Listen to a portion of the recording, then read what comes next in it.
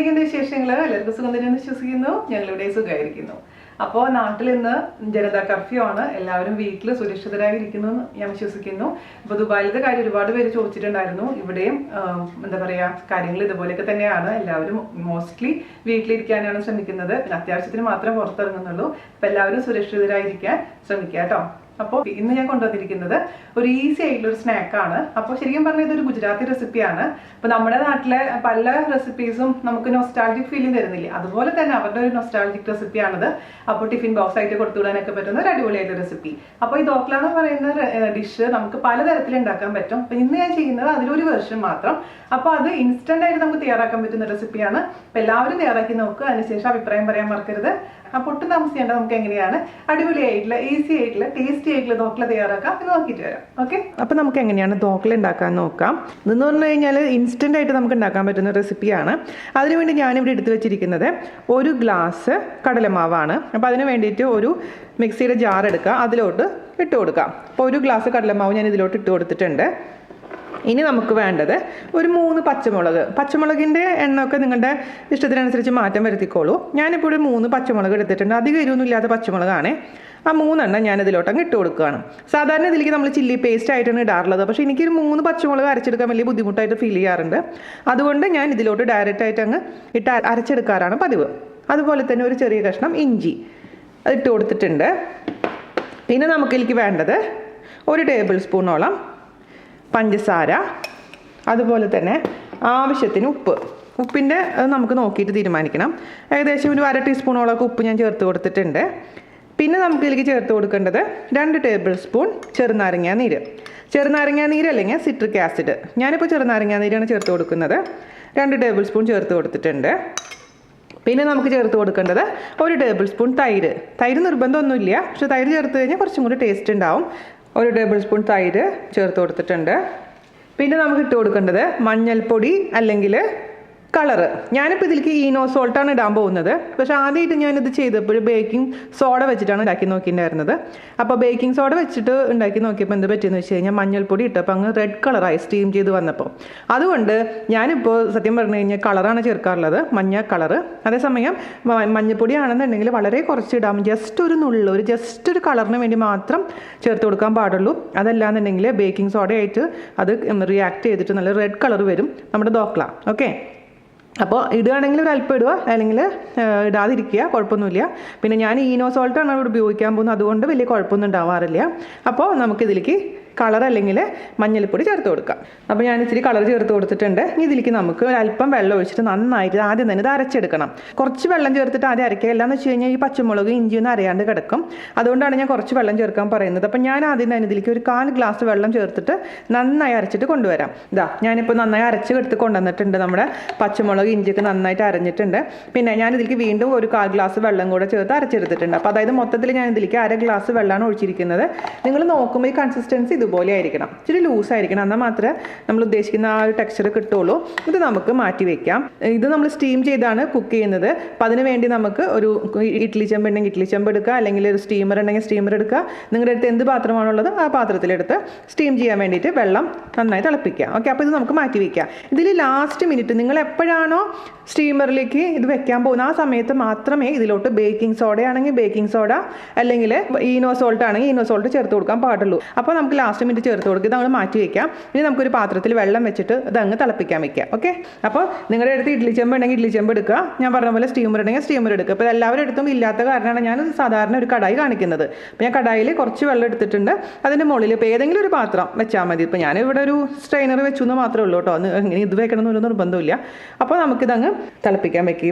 ഈ വെള്ളം തിളച്ച് വരുന്ന സ്റ്റീം വരുന്ന സമയത്ത് മാത്രമാണ് നമുക്കൊരു പാത്രത്തിലോട്ട് ആ ബാറ്റർ ഒഴിച്ചിട്ട് ഈനോ കൂടെ ചേർത്തിട്ട് മിക്സ് ചെയ്തിട്ട് വെക്കാൻ പാടുള്ളൂ കേട്ടോ. അപ്പോൾ നന്നായിട്ട് തിളക്കട്ടെ. അത് നമുക്ക് അടച്ച് വെക്കുക, പെട്ടെന്ന് തന്നെ തിളച്ചോളും. സ്റ്റീം വരുന്നുണ്ട് കേട്ടോ. അപ്പോൾ നിങ്ങൾ ഇനിയിപ്പോൾ എന്താ ചെയ്യേണ്ടതെന്ന് വെച്ച് കഴിഞ്ഞാൽ നിങ്ങൾ ഉണ്ടാക്കാൻ പോകുന്ന പാത്രം, ഞാനിപ്പോൾ ഇവിടെ ഒരു അലുമിനിയത്തിൻ്റെ ഒരു കേക്ക് ടിന്നാണ് എടുത്തിരിക്കുന്നത്. അതേസമയം നമ്മുടെ അടുത്ത് സ്റ്റീലിൻ്റെ പാത്രം, സ്റ്റീലിൻ്റെ കഞ്ഞി കുടിക്കുന്ന പാത്രമൊക്കെ ഇല്ലേ, നല്ല കിണ്ണം, ആ കിണ്ണത്തിൽ ഉണ്ടാക്കാം. അല്ലെങ്കിൽ ഏത് കുഴിയുള്ള പാത്രത്തിൽ വേണമെങ്കിൽ ഉണ്ടാക്കാം, സ്ക്വയർ പാത്രത്തിൽ വേണമെങ്കിൽ ഉണ്ടാക്കാം. അങ്ങനെ ഏത് ഷേപ്പ് ഒരു പ്രശ്നമൊന്നുമില്ല. അപ്പോൾ ഇച്ചിരി കുഴിയുള്ള പാത്രം ആയിരിക്കണം എന്ന് മാത്രം. അപ്പോൾ നിങ്ങളുടെ അടുത്ത് കുഴിയുള്ള പാത്രം അധികം ഇല്ലെങ്കിൽ കിണ്ണമാണെന്നുണ്ടെങ്കിൽ 2 പാർട്ടായിട്ട് ഡിവൈഡ് ചെയ്യാം. അപ്പോൾ 2 പാർട്ടായിട്ട് തിരിക്കുമ്പോൾ എന്താ ചെയ്യേണ്ടതെന്ന് വെച്ച് കഴിഞ്ഞാൽ ആദ്യത്തെ കിണ്ണത്തിലേക്ക് ഉള്ള മാവ് കുറച്ച് എടുത്തിട്ട് അതിലോട്ട്, അപ്പോൾ 1 ടീസ്പൂണാണ് നമുക്ക് മൊത്തം ഈ ബാറ്ററിന് വേണ്ട ഈനോൻ്റെ അളവ്. ഓക്കെ, അപ്പോൾ നമ്മൾ 1/2 ടീസ്പൂൺ ഈനോ ആ സമയത്ത് മിക്സ് ചെയ്തതിന് ശേഷം ചെറിയ കിണ്ണത്തിലോട്ട് ഒഴിച്ച് ആദ്യം സ്റ്റീം ചെയ്തെടുക്കുക. എന്നിട്ട് അത് വെന്തതിന് ശേഷം വീണ്ടും കിണ്ണത്തിൽ നിന്ന് മാറ്റിയതിന് ശേഷം അടുത്ത ബാറ്ററിലോട്ട് ബാക്കിയുള്ള ബാറ്ററിലോട്ട് വീണ്ടും 1/2 ടീസ്പൂൺ ഈനോ ചേർത്തതിന് ശേഷം മിക്സ് ചെയ്തിട്ട് വീണ്ടും സ്റ്റീം ചെയ്തെടുക്കുക.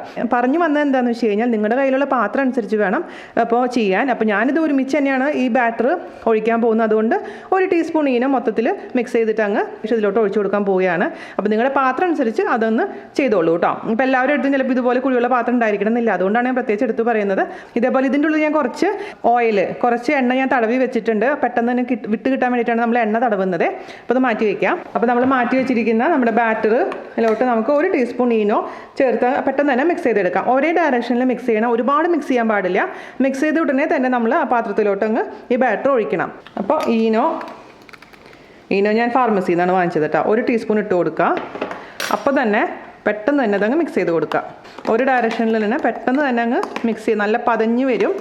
ഓക്കെ, എന്നിട്ട് ഈ മാവ് ഉടനെ തന്നെ നമുക്ക് നമ്മുടെ പാത്രത്തിലോട്ട് അങ്ങ് മാറ്റാം.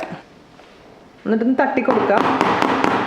ഇത് നമുക്ക് നമ്മുടെ സ്റ്റീമറിലോട്ട് അങ്ങ് വെക്കുക. എന്നിട്ട് അടച്ചിട്ടുണ്ട്. നമുക്കിനി മീഡിയം ഫ്ലെയിമിൽ തീ വയ്ക്കുക. അതിനുശേഷം ഒരു 15 മുതൽ 20 മിനിറ്റ് വരെ. 15 മിനിറ്റ് കഴിഞ്ഞ് ഓപ്പൺ ചെയ്ത് നോക്കുക. എന്നിട്ട് ഒരു സ്ക്യൂർ ഇട്ടതിന് ശേഷം നോക്കുമ്പോൾ ക്ലിയർ ആയിട്ട് വരുന്നുണ്ടെങ്കിൽ, അതായത് നമ്മൾ കേക്കൊക്കെ ഉണ്ടാക്കില്ലേ അതുപോലെ തന്നെ ക്ലിയർ ആയിട്ട് വരുന്നുണ്ടെങ്കിൽ അതിൻ്റെ അർത്ഥം കുക്കായിട്ടുണ്ട് എന്നാണ്.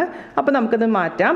അതല്ലെങ്കിൽ കുറച്ചും കൂടെ നേരം അടച്ച് വെച്ചിട്ട് അങ്ങ് കുക്ക് ചെയ്തെടുക്കാം. മിനിമം 15 മിനിറ്റ് വേണം. അപ്പോൾ 15 മിനിറ്റ് കഴിയാതെ നിങ്ങളിത് ഓപ്പൺ ചെയ്യാൻ പാടില്ല. അപ്പോൾ എന്ത് പറ്റുമെന്ന് വെച്ച് കഴിഞ്ഞാൽ ഇത് അങ്ങ് താഴോട്ട് അങ്ങ് അമർന്ന് പോകും കേട്ടോ. അതൊന്ന് ശ്രദ്ധിക്കുക. അപ്പോൾ 15 മിനിറ്റ് കഴിഞ്ഞതിന് ശേഷം നമുക്ക് നോക്കാം. 15 മിനിറ്റ് കഴിഞ്ഞിട്ടുണ്ട് കേട്ടോ. നോക്കി സൈഡിൽ നിന്നൊക്കെ വിട്ട് വന്നിട്ടുണ്ട്. നമുക്കിനി ഇത് ഒന്ന് നോക്കാതെ ഒന്നുമില്ല, എല്ലാം ക്ലിയറായി വന്നിട്ടുണ്ട്. നമുക്ക് ഓഫ് ചെയ്യാം. നമുക്കിത് ഇതിൽ നിന്ന് എടുത്ത് മാറ്റാം. എന്നിട്ട് തണുത്തതിന് ശേഷം ഇത് മുറിക്കാം. ഇതിൻ്റെ ചെറുതായിട്ട് ചൂടാറിയിട്ടുണ്ട്. നമുക്കിത് ഒരു പാത്രത്തിലോട്ട് നിങ്ങൾക്ക് അമർത്താം കേട്ടോ. കണ്ടോ, അപ്പോൾ നല്ല സ്പോഞ്ചി ആയിട്ടുള്ള ധോക്ല റെഡി ആയിട്ടുണ്ട്. നമുക്കിനി ഇതിലോട്ട് എന്താ ചെയ്യേണ്ടതെന്ന് വെച്ച് കഴിഞ്ഞാൽ കുറച്ച് കടുകും ഒക്കെ പൊട്ടിച്ചിട്ട് കുറച്ച് വെള്ളത്തോട് കൂടി ഒഴിക്കണം. അപ്പോൾ ഇച്ചിരി ഒരു സോഫ്റ്റ് ആവാൻ വേണ്ടിയിട്ടാണ് നമ്മളങ്ങനെ ചെയ്യാൻ പോകുന്നത്. അപ്പോൾ അതിന് വേണ്ടി നമുക്ക് ഒരു കടായി എടുക്കാം. അതിലോട്ട് നമുക്ക് 1 ടേബിൾ സ്പൂണോളം ഓയിൽ ഒഴിച്ച് കൊടുക്കാം. നമ്മുടെ എണ്ണ ചൂടായിട്ടുണ്ട്. നമുക്കതിലോട്ട് ഒരു 1/2 ടീസ്പൂണോളം കടുക് ചേർത്ത് കൊടുക്കാം. ഇനി നമുക്കൊരു 3 പച്ചമുളക് നെടുകെ കീറിയത് ഇട്ട് കൊടുക്കാം. അതുപോലെ തന്നെ കുറച്ച് കറിവേപ്പില. ഇനി ഞാൻ ഇതിലേക്ക് ഒഴിച്ച് കൊടുക്കാൻ പോകുന്നത് 2 ടേബിൾ സ്പൂൺ ചെറുനാരങ്ങ നീര്,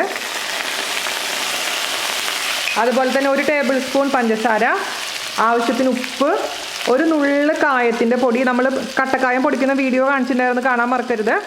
പിന്നെ നമ്മൾ ചേർത്ത് കൊടുക്കുന്നത് 1/2 ഗ്ലാസ് വെള്ളം. ഇതൊന്ന് തിളച്ചതിന് ശേഷം നമുക്ക് ഓഫ് ചെയ്യാം. ചൂടാറിയതിന് ശേഷം നമുക്ക് നമ്മളെ ധോക്ലയുടെ മേലെ കൂടെ അങ്ങ് ഒഴിച്ചു കൊടുക്കാം.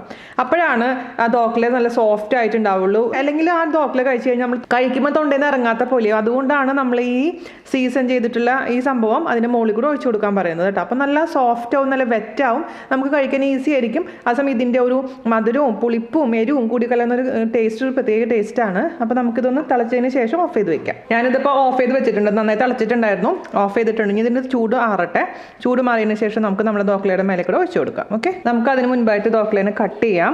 ഇപ്പോൾ ഞാൻ പറഞ്ഞ സ്ക്വയർ ആയിട്ടുള്ള പാത്രമാണെന്നുണ്ടെങ്കിൽ കുറച്ചും കൂടി ഭംഗി ഉണ്ടാവും കാണാൻ. നമ്മളിപ്പോൾ എൻ്റെ അടുത്ത് സ്ക്വയർ ആയിട്ടുള്ള പാത്രം ഇല്ലാത്തതുകൊണ്ട് ഞാനിങ്ങനെ ഈ റൗണ്ട് പാത്രത്തിൽ വെച്ചു എന്ന് മാത്രം.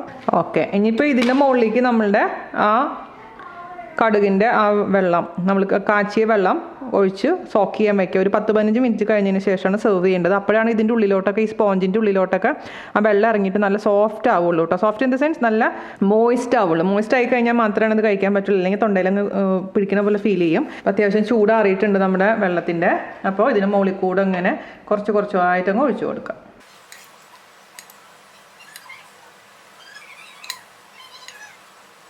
അപ്പോൾ നമ്മൾ മലയാളികൾക്ക് ഇത് എല്ലാവർക്കും ഇഷ്ടമാവുമെന്ന് എനിക്കറിയില്ല കേട്ടോ. ഇത് ശരിക്കും പറഞ്ഞ ഒരു ഗുജറാത്തി ഒത്തൻറ്റിക് റെസിപ്പിയാണ്. പലതരത്തിലും ധോക്ല ഉണ്ടാക്കാറുണ്ട്. ഇതൊരു വേർഷൻ മാത്രം. നിങ്ങൾക്ക് ഇഷ്ടമാവണമെന്നുണ്ടെങ്കിൽ നമുക്ക് വീണ്ടും ഇതിൻ്റെ വേറെ വേർഷൻസൊക്കെ ഞാൻ കാണിച്ചു തരാം. ഞാനിത് ആദ്യമായിട്ട് കഴിക്കുന്നത് എൻ്റെ ഒരു, ഞാൻ പറഞ്ഞ പോലെ തന്നെ നേഹ എന്ന് പറഞ്ഞ നൈബറുടെ വീട്ടിൽ പോയപ്പോഴാണ്. പക്ഷെ അന്നൊന്നും എനിക്ക് വലിയ ഇഷ്ടപ്പെട്ടു എന്ന് ചോദിച്ചു കഴിഞ്ഞാൽ സത്യം പറഞ്ഞാൽ ഇല്ല. എന്നാലും നമ്മൾ കഴിക്കുന്നില്ലെന്നൊരു വെറൈറ്റി സ്വാദ്. അപ്പോൾ ഈ വെള്ളം ഇത് മൊത്തത്തിൽ ഒഴിച്ചു കൊടുത്തിട്ടുണ്ട്. ഇനി ഇതൊരു 10-15 മിനിറ്റ് ഇരുന്ന് ഉള്ളിലോട്ടൊക്കെ നന്നായി ഇറങ്ങട്ടെ. അതിനുശേഷം നമുക്ക് സെർവ് ചെയ്യാം. സെർവ് ചെയ്യുമ്പോൾ കുറച്ചും കൂടെ മല്ലിയിലയും അതുപോലെ തന്നെ കുറച്ച് ചെറിയ തേങ്ങയും കൂടെ മുകളിൽ ഇട്ട് കഴിഞ്ഞാൽ അലങ്കരിച്ച് കഴിഞ്ഞാൽ പെർഫെക്റ്റ് ആയിട്ടുള്ള ധോക്ലയാവും. ഇപ്പോൾ ഒരു 15 മിനിറ്റ് കഴിഞ്ഞിട്ടുണ്ട്. നന്നായി തണുത്തിട്ടുണ്ട്. എല്ലാം നമ്മൾ ഒഴിച്ചിരുന്ന ആ ലിക്വിഡ് മുഴുവനും ഇത് അബ്സോർബ് ചെയ്തിട്ടുണ്ട്. ഇനി ഇതിൻ്റെ മുകളിലേക്ക് നമുക്ക് കുറച്ച് തേങ്ങ, നിർബന്ധമൊന്നുമില്ല കേട്ടോ, ഒരു ഭംഗിക്ക് വേണ്ടിയിട്ട് തേങ്ങ ചെറിയത് ചേർത്ത് കൊടുക്കാം.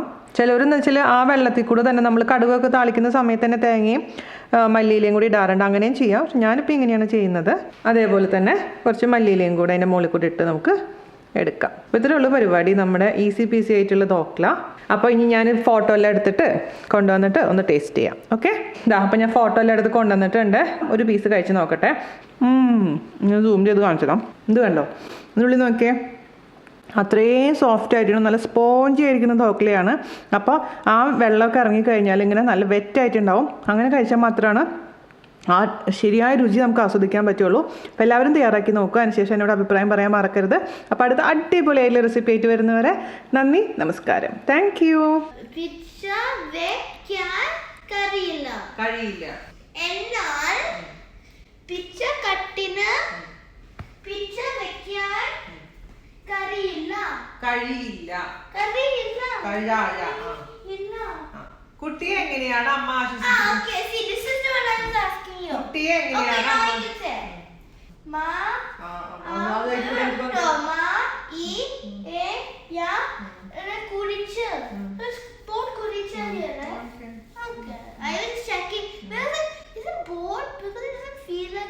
boat kuriche.